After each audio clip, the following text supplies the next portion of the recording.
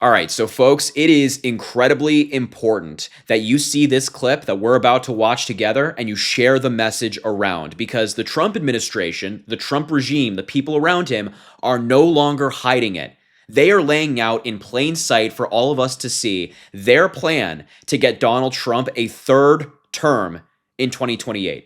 In a new interview with The Economist, Steve Bannon, who is a senior advisor for Donald Trump from outside the White House, is not currently serving in the administration, laid out in detail what he plans to do to get Donald Trump a third term. He confirmed that they're working on it behind the scenes, and it's in its advanced stages, and they're going forward with it. And so look, this is urgent. This is a red flag for our democracy, and I had to get on here as soon as I saw it and share this story with you. Now, before we look at this Steve Bannon clip, make sure to subscribe to the channel down below, drop a like on the video, comment, let me know what you think about this story. As I've said before, Donald Trump, JD Vance recently attacked me. A lot of MAGA trolls have flocked to my social media pages. So you joining us here, supporting me in this battle means the world. But look, without further ado, let's hear what Steve Bannon said in this interview, and truly, it is incredibly concerning. Let's watch.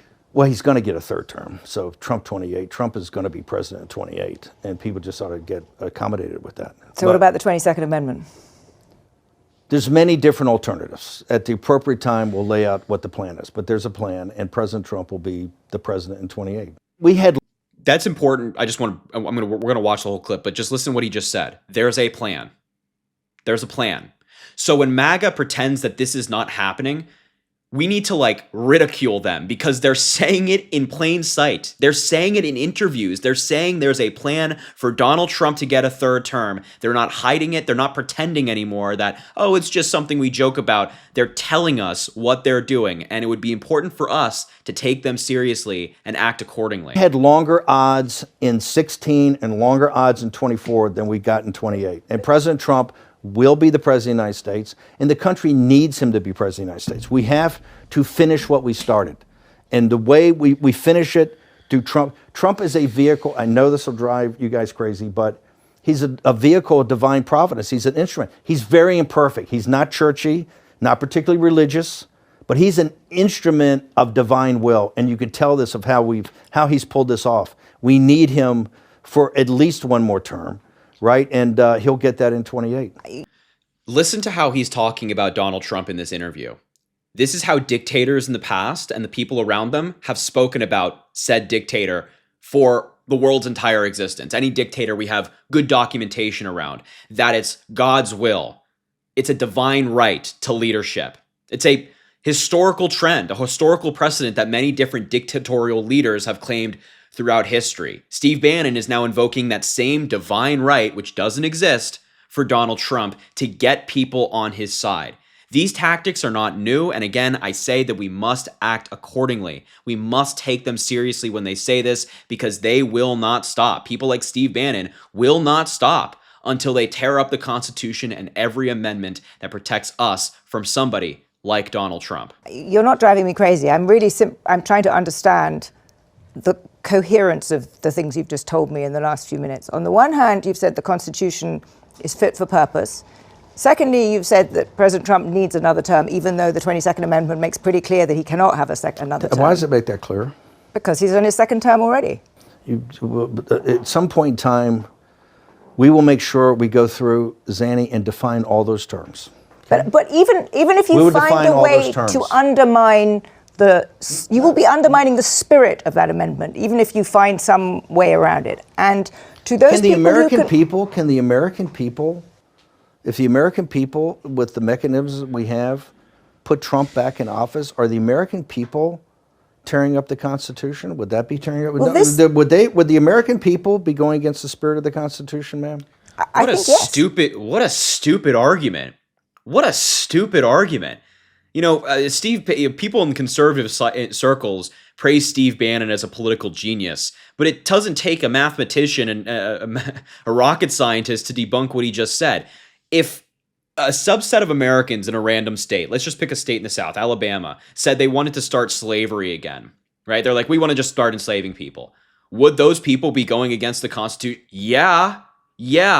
Yes, they would be. It'd be going against the 13th, the 14th, and the 15th Amendment of the United States Constitution. We would all take issue with that. We'd say, yes, you're violating the Constitution. So if there's a contingency of Trump supporters out there who want to elect Donald Trump to a third term, sorry, no can do. You are violating the Constitution. You are ripping it up. And I have no problem saying that. Steve Bannon's sitting there as if he's offended by that assertion. Well, then be offended. I don't care. What a ridiculous argument. I mean, it's so crazy that they're pushing this. Actually, because I think what you will end up with is a populist justification for a quasi-dictatorship. That's not true at all. Trump That's what it sounds like. It's not. Yes. Trump is a dictatorship. Did you just see the compromises he had to make on the big, beautiful bill? You see the compromises he has to do on everything, on accommodating Zelensky, on what President Trump. President Trump is nothing but a series of negotiations to kind of keep this thing rolling forward, where he's having trade-offs all the time. But Steve, you've just spent the last 20 minutes telling me we have to smash the other side. There's no room for debate. There's no room for compromise. We must smash them. And now you're telling me this is a negotiation. I mean, that's no. I guess that's why it seems to me some kind of tension First off, the only way President Trump wins in 2028 and continues to stay in office is by the will of the American people, okay? And the will of the American people is what the Constitution embodies. And so I think we're going to be in good hands there. We need to finish what we started. Whatever. Again, the will of the American people. If it was the will of people in Alabama to enslave people again, we'd all collectively say, I don't give a damn what your will is. I don't care what you want. It's not happening. For a variety of reasons, obviously. But from a constitutional perspective, it's not happening. It is so evil what Steve Bannon is advocating for here. And by the way, let me just be clear about something. If the Republicans want to play this game and they want to talk about third terms and running for third terms, I have somebody that I'd like to nominate. His name is Barack Obama, who will wipe the floor with Donald Trump. Can you imagine them on a debate stage together? Donald Trump, it'd be almost like bullying at that point, how Obama would twist Donald Trump into pretzels verbally, rhetorically, and make a fool out of him. And then Obama would win maybe every state. I don't know. And not only is Steve Bannon saying this, but we have some explosive reporting from the New York Times the other day, and you need to see it as well in conjunction with what Bannon is saying. It seems like they're really ramping up this effort. This is from the New York Times. Trump empowers election deniers, still fixated on the 2020 election and his grievances. He's placed proponents of his false claims into government jobs while dismantling systems to secure voting ahead of next year's midterms. So here's another one. On a call with right-wing activists in March, before her appointment to the Homeland Security Department, Ms. Honey, somebody that Trump has appointed, suggested that the new administration could declare a national emergency and justify dictating new rules to state and local governments. Wow. And therefore, we have some additional powers that don't exist right now, she said in March. And therefore, we can take these other steps without Congress, and we can mandate that states do things, and so on. And this is exactly why when Gavin Newsom, for example, says nobody builds a ballroom if they intend to leave. This is Donald Trump destroying the East Wing right now. This is footage from earlier today. Nobody makes renovations to their home and then leaves. I don't think Donald Trump has any intention of getting out of office. I really don't. I don't think that Donald Trump wants to see the 2026 midterms go smoothly. My evidence is the fact that, we have people in his administration, people he's appointed, saying they can declare a national emergency and dictate laws for different states on what ballots they count, whose ballots they count, things of that nature. And the fact that also they haven't been especially silent about their intentions. Again, they're selling Trump 2028 hats.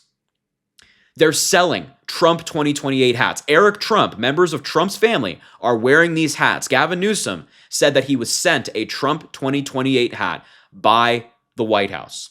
So between Steve Bannon saying that there's a secret plan behind the scenes, between Trump nominees saying they could declare a national emergency and dictate how certain states count ballots, between Donald Trump building this brand new ballroom at the White House, destroying the entire East Wing, of which I've walked through, and it was gorgeous. I don't think Donald Trump has any intention of leaving.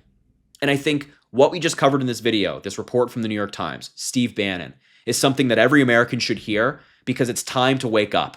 It really is time to wake up. Gavin Newsom says this all the time. It's time to wake up.